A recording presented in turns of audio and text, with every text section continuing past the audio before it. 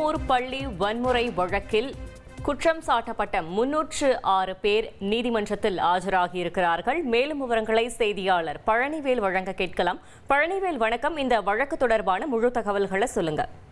வணக்கம் மேடம்.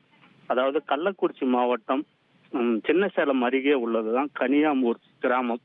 இந்த கிராமத்துல ஒரு தனியார் பள்ளி இயங்கி வருது. இந்த தனியார் பள்ளியில அங்க இருக்கிற ஹாஸ்டல்லே +2 மாணவி ஸ்ரீமதிங்கிற ஒரு பொண்ணு படித்து வருது. இது நடந்த சம்பவம் 2022. 2022ஆம் ஆண்டு ஜூலை 13ஆம் தேதி அந்த பொண்ணு அதாவது ஸ்ரீமதிங்கிற மாணவி மர்மமான முறையில பள்ளி வளாகத்திலே உயிரிழந்தார். இது தொடர்பாக பள்ளி மாணவியின் உயிரிழப்புக்கு நியாயம் கேட்டு பல்வேறு போராட்டங்கள் அந்த 2022ஆம் ஆண்டு நடைபெற்று வந்தது. இது தொடர்பாக போராட்டம் நாளடைவில் அது வன்முறையாக மாறி கலவரமாக மாறியது. இதனால் தனியார் பள்ளி சூறையாடப்பட்டது. இந்த வழக்கில் 615 பேர் மீது சின்னசேலம் போலீசார் வழக்கு பதிவு செய்து விசாரணை மேற்கொண்டு வந்தனர்.